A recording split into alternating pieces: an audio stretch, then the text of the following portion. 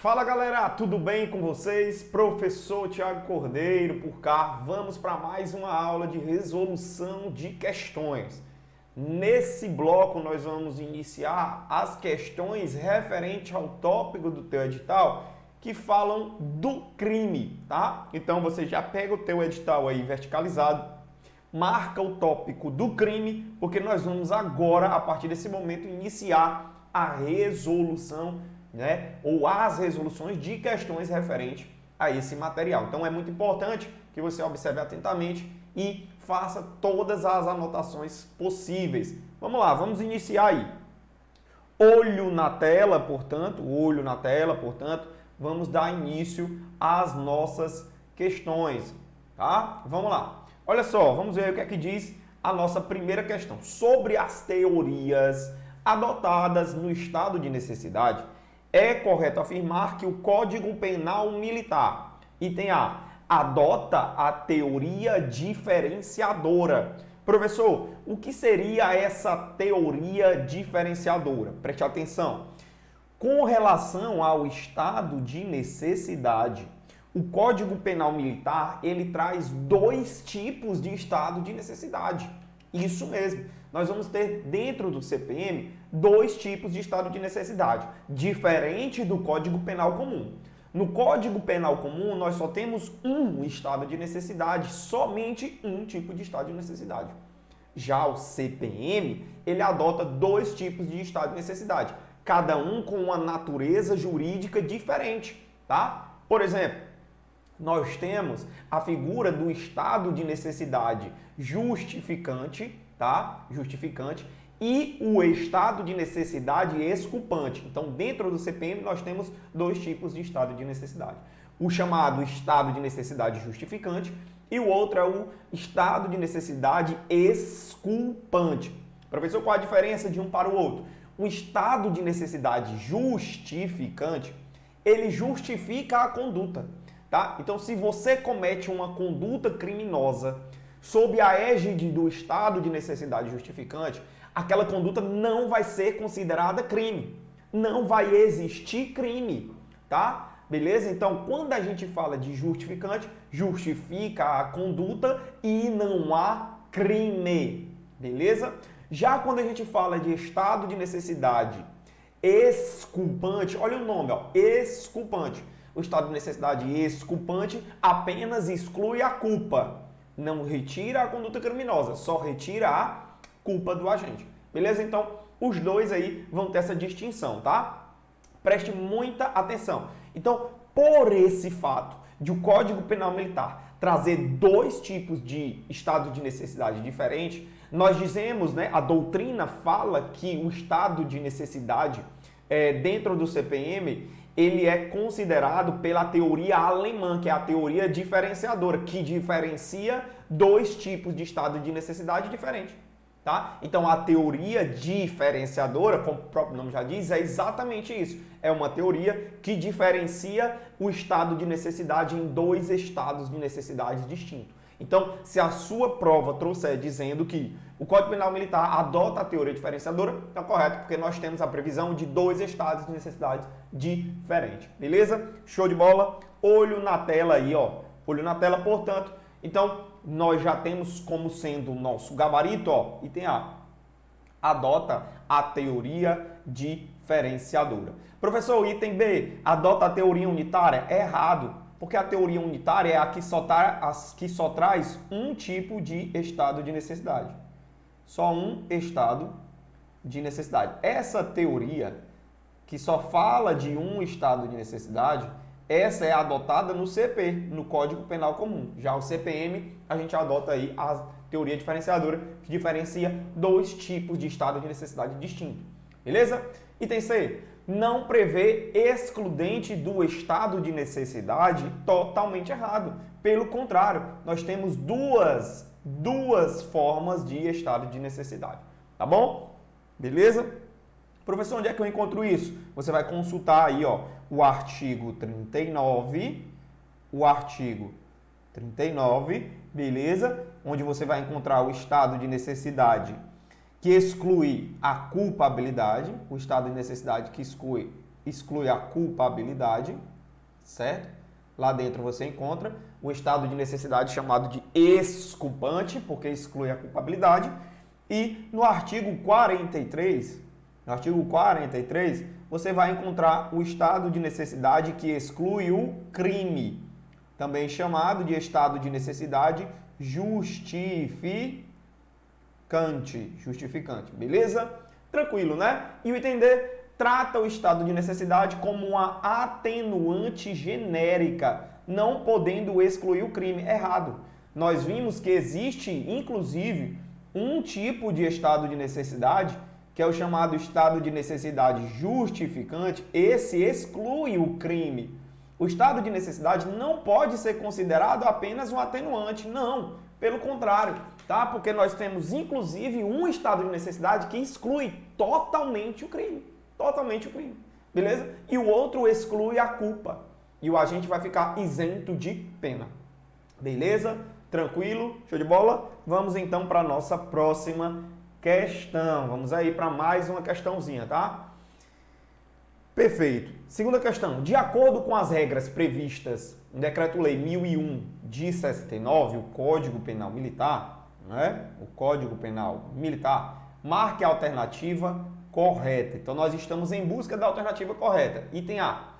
Pelos resultados que agravam, especialmente as penas, só responde o agente quando os houver causado dolosamente? Não. Errado isso, tá? Aqui nós vamos encontrar a previsão no artigo 34, tá certo? Se ele houver causado um resultado agravador de forma culposa, ele também responde, beleza? Então, se for pelo menos de forma culposa, o agente já responde. Professor, mas eu confesso uma coisa para o senhor, eu nunca consegui entender esse item aí do artigo 34. Presta atenção, o que é um resultado agravador? Um resultado agravador é que o agente que queria cometer a conduta, tá certo? Ele tem o dolo, ele tem a intenção, ele tem a vontade de praticar uma coisa, tá certo? Mas por conta daquela conduta que ele praticou, acaba ocasionando um resultado mais grave do que o que ele estava prevendo. É o que a gente chama de crime pré-doloso. Ele tinha uma intenção na conduta antecedente, tá? Mas por conta da conduta que ele praticou, acabou gerando um resultado ainda mais grave. E esse resultado agravador pode ter acontecido por conta de uma conduta culposa e o agente vai responder sim por isso. Não é só se o resultado agravador for doloso, não. Beleza? Tranquilo? Então presta atenção. Imagina que o sujeito, tá? Ele tem a intenção, ele está discutindo ali com outra pessoa, dois militares estão ali discutindo, certo? E aí o sujeito, com a intenção de lesionar, com a intenção de causar lesão corporal, desfere um soco contra o outro militar. Desfere um soco na região do rosto. Bum! Deu um soco. A intenção do sujeito que cometeu a conduta, a intenção do sujeito que praticou o soco era causar lesão corporal. Só que, por conta da conduta do soco que esse sujeito desferiu em seu desafeto, no outro militar que estava discutindo com ele, esse outro militar ficou tonto, caiu e bateu a cabeça no chão. Por conta dessa batida da cabeça no chão, esse militar veio a falecer, porque ele bateu ali a cabeça em uma pedra, alguma coisa do tipo, tá? E aí veio a falecer. O que foi que aconteceu? O sujeito, o militar A, ele tinha apenas a intenção, o dolo, a vontade de lesionar. Mas por conta da sua conduta dolosa de praticar a lesão corporal, o soco, acabou ocasionando um resultado ainda mais grave do que aquilo que ele pretendia, certo? Então nós temos aí um crime pré-doloso. Ele tinha o dolo no antecedente, tá? E o resultado que foi mais grave foi por conta de uma conduta culposa. Ele não previu, ele não tinha a intenção de fazer com que o outro militar morresse, a intenção era só lesionar. Só que, por conta da sua conduta, do seu soco, o militar caiu e bateu a cabeça no chão. Então, essa morte, esse resultado mais grave, foi decorrente de uma conduta culposa. O dolo era lesionar, mas o resultado morte, o resultado agravador, veio por conta de uma conduta culposa. Professor, então o agente responde por conta dessa conduta culposa? Sim. Ele vai poder responder sim por esse resultado mais grave. Só que esse resultado mais grave foi uma conduta culposa e não dolosa. Beleza? Então é exatamente o que esse item A está falando aí pra gente. Olha o que ele diz, ó. Pelos resultados que agravam as penas, só responde o agente quando houver causado dolosamente? Não. Se houve um resultado mais grave, mesmo que de forma culposa, ele também responde, tá? Nesse caso aí, esse militar que desferiu um soco apenas com a intenção de lesionar e acabou gerando um resultado morte mais grave, a morte foi culposa, mas ele responde. Ele pode aí responder pelo homicídio culposo, tá? Responde pelo homicídio culposo, porque foi uma conduta culposa. Tudo bem? Beleza? Vamos lá então. Olha só, esse item A você encontra aí previsão no artigo 34. Vamos para o B. B. Há crime militar, ainda que o agente o pratique em estrito cumprimento do dever legal? Não há, tá certo?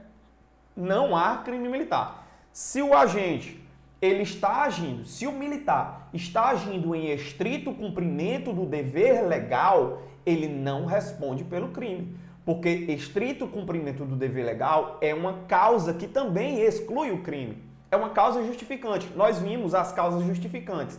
Quais são?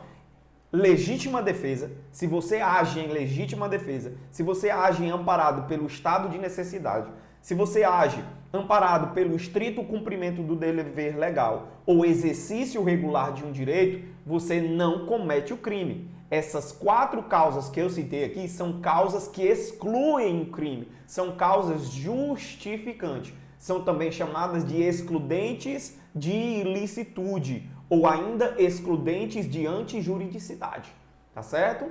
Beleza? Então as excludentes de ilicitude ou antijuridicidades, elas são causas que excluem o crime, retiram o crime, não há crime. Então se você age em legítima defesa, não vai ser crime. Se você age em estrito cumprimento do dever legal, também não vai ser crime. Professor, me dá um exemplo para ficar mais fácil. Te dou. Imagina que você, militar, está de serviço.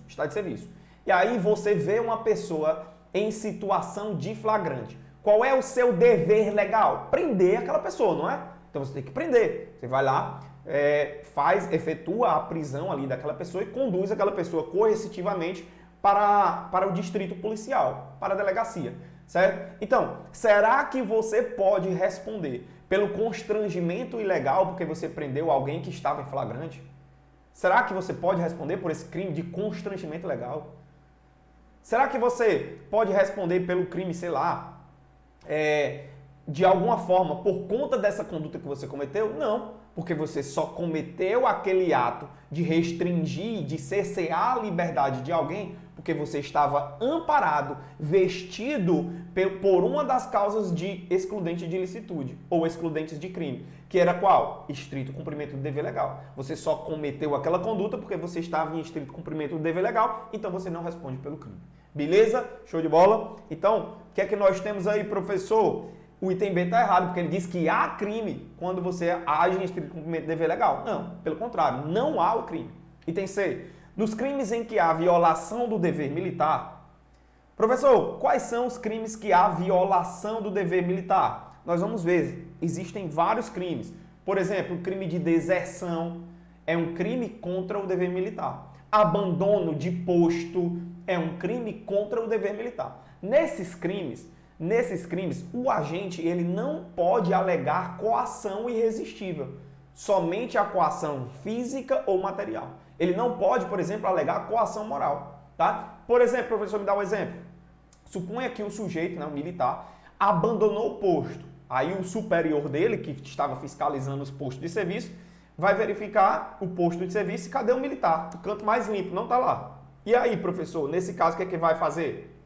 O superior liga para o militar e diz, cara, cadê? Não era para você estar aqui nesse posto de serviço? Aí o militar que saiu, que abandonou o posto, que cometeu o crime, ele vai alegar o quê? Vai alegar coação moral. Não, chefe, eu tive que sair, meu superior, porque eu fui coagido pela minha esposa, dizendo que eu tinha que sair daí, tá certo? Porque senão ela ia terminar o casamento. Olha aí, a coação moral. Ele pode alegar coação moral? Não pode.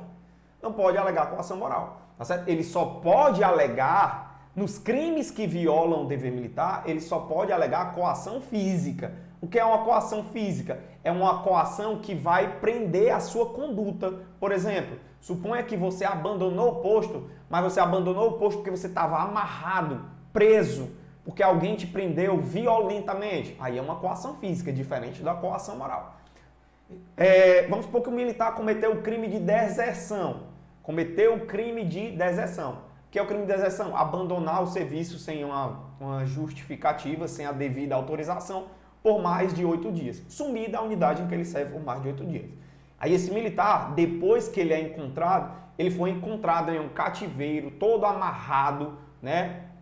Todo acorrentado. Nesse caso, nós estamos diante de uma coação física, estamos diante de um crime contra o dever militar. Nesse caso, o militar pode alegar a coação física. O que ele não pode alegar é a coação moral.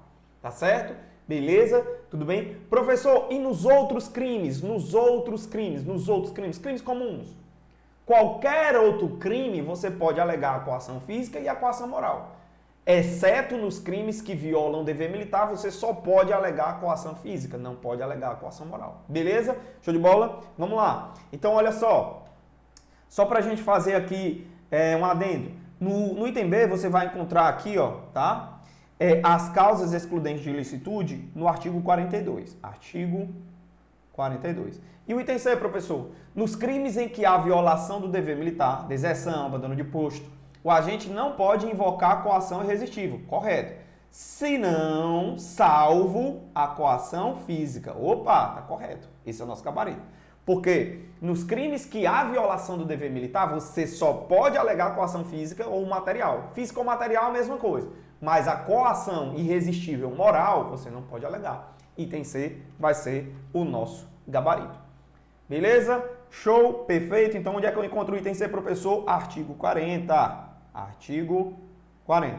Vamos lá, vamos seguindo. Entender? No crime tentado, pune-se a tentativa com a pena correspondente ao crime, diminuída de 1 a 2 terços, não podendo o juiz, em nenhuma hipótese, aplicar a pena do crime consumado. Isso aqui está errado, tá? Isso aqui está totalmente errado. Você vai procurar o artigo 30, inciso 2. O artigo 30, inciso 2, ele vai dizer o seguinte, olha, qual é a pena do crime tentado? O sujeito praticou, executou a conduta criminosa, mas não conseguiu consumar. Mas por que ele não conseguiu consumar? A intenção dele, o dolo dele era continuar até conseguir consumar. Só que alguma causa alheia à vontade do sujeito impediu de que ele conseguisse consumar. Isso é o crime tentado. E qual é a pena do crime tentado, professor? A pena do crime tentado é a seguinte, o juiz, na hora de analisar o caso, ele vai ver, não, qual era o crime que ele queria consumar? Crime de homicídio. Ele aplica a pena do crime consumado, só que ele vai diminuir de 1 a 2 terços. Então, preste muita atenção.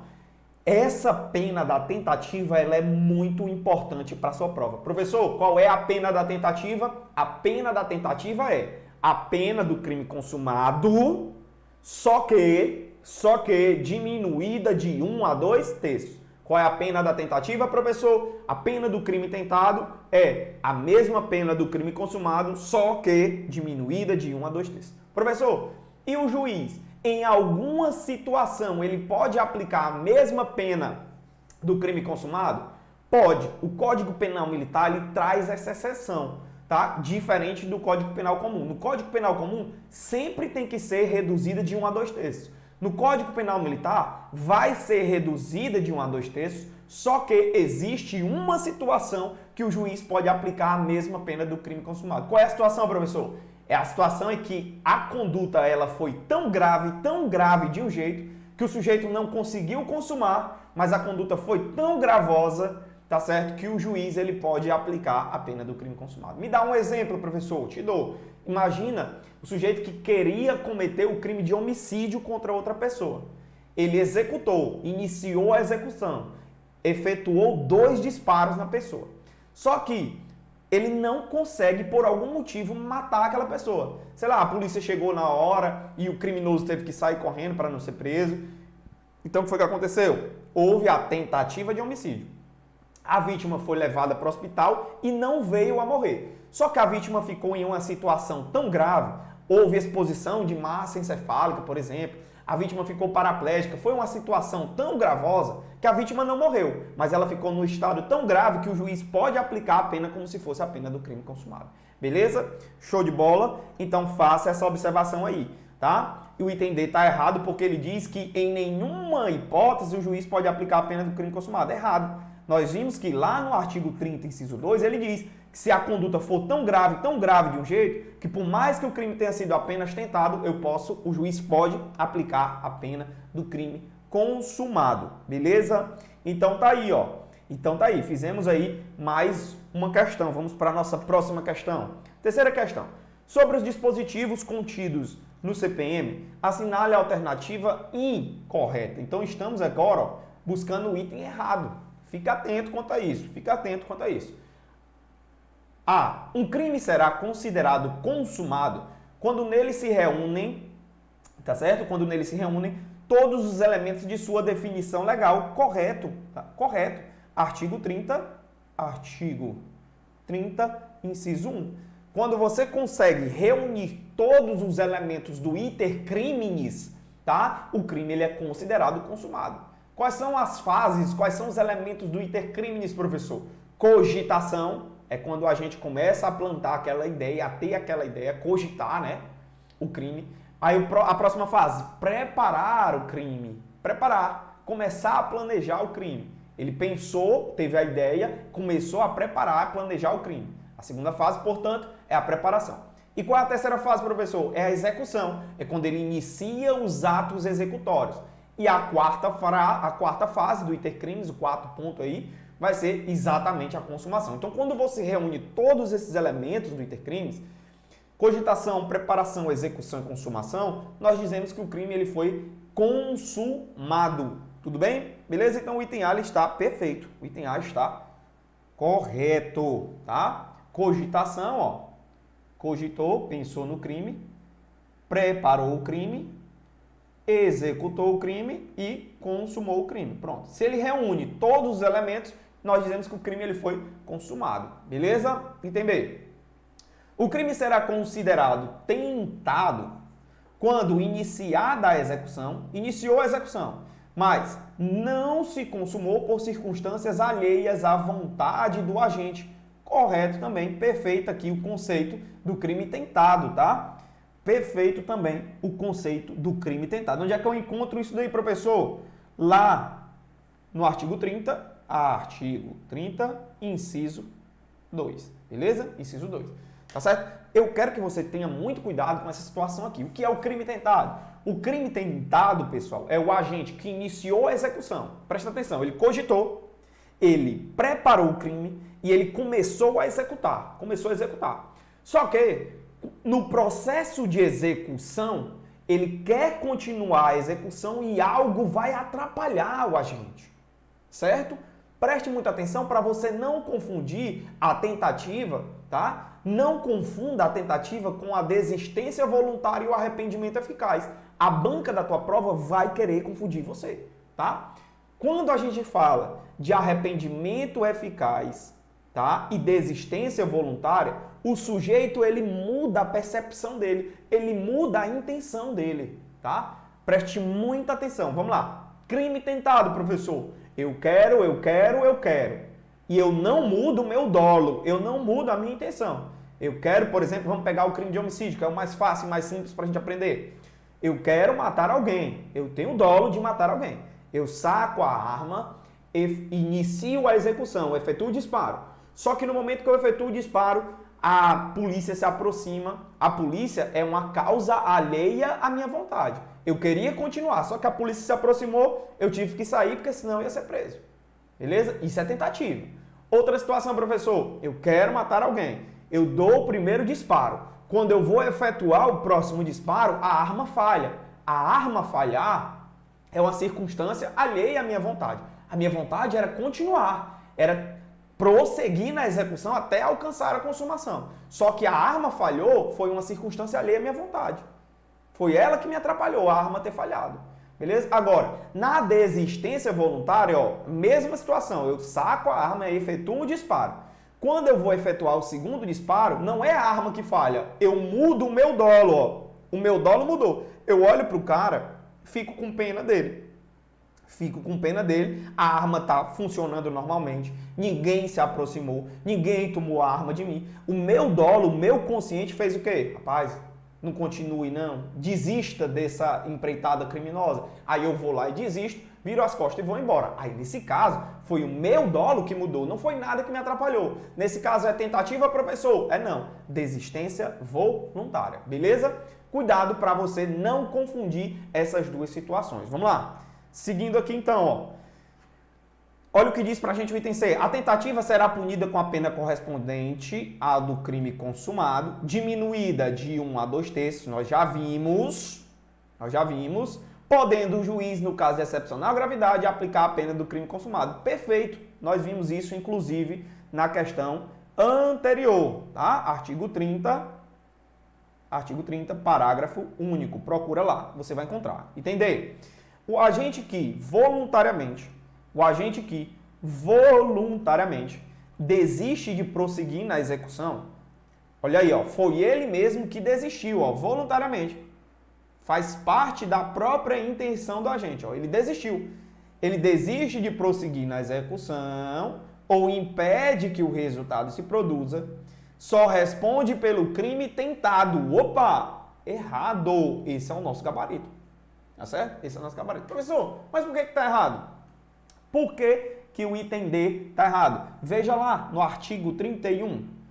O artigo 31. Eu vou até colocar ele aqui pra gente, ó. Vamos lá. Vou dar uma volta aqui. Vamos aqui até o artigo 31 para a gente verificar. Olha o que diz pra gente o artigo 31. Desistência voluntária e arrependimento eficaz. O agente que voluntariamente desiste de prosseguir na execução ou impede que o resultado se produza, só responde pelos atos praticados. Ele não responde pelo crime tentado, ele responde pelos atos que ele praticou. Tá certo? Beleza? Deixa eu voltar aqui agora para a questão, ó. Certo, professor, mas qual é a diferença disso? Vamos lá, vamos analisar qual é a diferença disso aqui. Olha só, preste muita atenção. Por isso que eu falei contigo que tentativa é uma coisa e desistência voluntária e arrependimento eficaz é outra totalmente diferente. Quando a gente estiver diante da desistência voluntária ou do arrependimento eficaz, o sujeito não pode responder por tentativa. Não pode, porque o dolo dele mudou. O dolo dele não era mais consumar o crime. Ele mudou o dolo. Se o dolo dele mudou, ele não pode responder pelo crime tentado. Agora, se o sujeito foi impedido por qualquer situação alheia à vontade dele, aí ele responde pelo crime tentado, porque o dolo dele não mudou. Foi algo que impediu, tá certo? Então preste muita atenção. Se liga no bizu, pega o bizu. Se alguma circunstância atrapalha o sujeito de consumar, crime tentado. O dolo dele não mudou, a intenção era continuar, mas foi algo que atrapalhou, então é crime tentado. Agora, se o dolo do sujeito muda, certo? Ele se arrepende ou ele desiste, o dolo mudou, concorda comigo? Então ele não pode responder pelo crime tentado, ele vai responder somente por aquilo que ele praticou. Vamos lá, exemplo de novo, mesmo exemplo que eu citei, pegou a arma, sacou a arma e efetuou um disparo, bum! A vítima caiu. Quando a vítima caiu lesionada, foi um tiro no braço, a vítima caiu lesionada. E aí o sujeito que quer cometer o crime, ele olha para a vítima, fica com pena dela, porque vê lá que é um cara que é pai de família e tal. Aí ele diz assim, rapaz, eu não vou te matar mais. Mudei o meu dolo. Então, ele mesmo desiste, coldreia a arma dele e vai embora. O que foi que aconteceu? Desistência voluntária ou tentativa? Desistência voluntária, professor, porque mudou o dolo. Então, na desistência voluntária, quando a polícia interceptar essa situação aí, o que é que vai acontecer? O sujeito vai responder pelo homicídio tentado? Não, professor, porque mudou o dolo. Se mudou o dolo, ele responde ou pelo arrependimento eficaz, ou nesse caso que eu citei, desistência voluntária. E qual é a resposta? Qual é a pena da desistência voluntária, professor? A pena da desistência voluntária não é tentativa, porque não foi tentativa. E qual é a pena? Ele responde apenas pelo ato que ele praticou. Qual foi o ato que ele praticou? A vítima caiu lesionada, lembra? Foi uma lesão corporal no braço. Então, nesse caso, ele responde por lesão corporal. Tá? Então, quando a gente estiver diante de desistência voluntária e arrependimento eficaz, o sujeito que cometeu a conduta, como mudou o dolo, não responde pelo crime tentado. Responde pelo quê? Pelo ato que ele praticou. Show de bola? Vamos então seguindo. Ó. Item é, quando por ineficácia absoluta do meio empregado ou por absoluta impropriedade do objeto é impossível consumar-se o crime, nenhuma pena é aplicável. Correto? Beleza? Correto. Isso aqui é o instituto do crime impossível. Crime impossível que vai ter a previsão no artigo 32. O que é o artigo 32, professor? Vai falar do crime impossível. Quando por ineficácia absoluta do meio, o que é o meio? É o meio de cometer o crime. Quando o meio é totalmente, absolutamente ineficaz, o crime ele vai ser considerado crime impossível. Qual é o meio de execução do crime de homicídio? Por exemplo, uma arma. Se eu pego uma arma que é absolutamente ineficaz, ela não tem a condição de matar alguém, nós estamos diante de um crime impossível. Então, por exemplo, se eu pego uma arma de brinquedo para matar alguém, aquela arma de brinquedo nunca vai matar alguém. Então, eu posso responder pelo crime tentado, professor? Não, porque a arma de brinquedo é absolutamente ineficaz.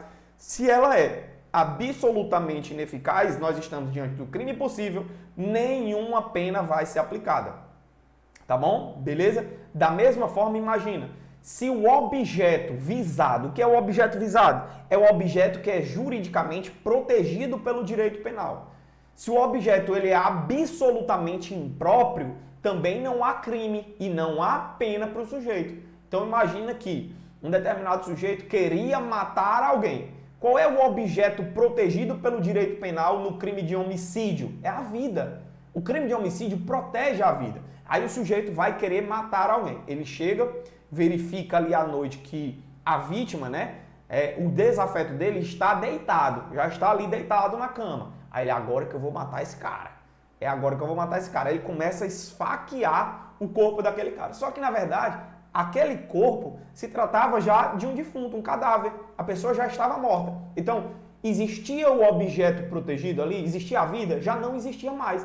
A vida já era um objeto absolutamente impróprio, porque já tinha sido morta. A pessoa já estava morta. Então, nesse caso, é crime impossível, porque o objeto é absolutamente impróprio. Tá? Então, quando o meio for absolutamente impróprio, ou o objeto também for absolutamente impróprio, crime impossível, não há pena. Beleza? Show de bola? Visto isso, ó, já anotamos aí que o crime impossível está lá no artigo 32, não é verdade? Então pronto. O que é que a gente vai fazer agora? A gente dá uma pausa por aqui. No próximo bloco a gente continua com mais resolução de questões. Espero que vocês tenham gostado. Foco, força, não desistam dos seus sonhos.